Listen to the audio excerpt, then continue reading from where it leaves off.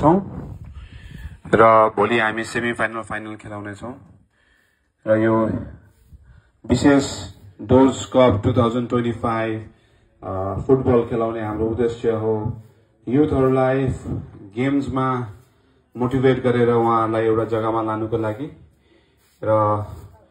हाल फिलहालमा तपाईहरुलाई थाहै नै छ जयगाउँ थाना एवं अलिपुरद्वार डिस्ट्रिक्ट ड्रग्स लिएर जे कारबाही गरिरहेको छ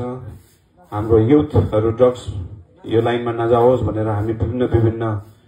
तरिकाले स्पोर्ट्स अर्गनाइज गरेर उहाँहरूलाई मोटिभेट गर्ने कोसिस गरिरहेका छौं र हजुरहरु हाम्रो आगमनमा आएर यो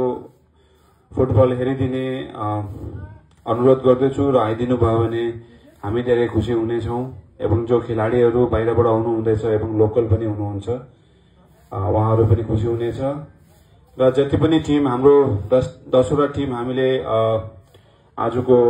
दिनमा खेल्न गइरहेको छ उहाँलाई पनि हामी हार्दिक स्वागत गर्दछौं र बेस्ट अफ लक भन्दै यो सानो अनुसूची यही समाप्त गर्दैछु र मिनेटमा हजुरहरुलाई हामी यसको विवेचना दिँदै गर्नेछौं हजुर।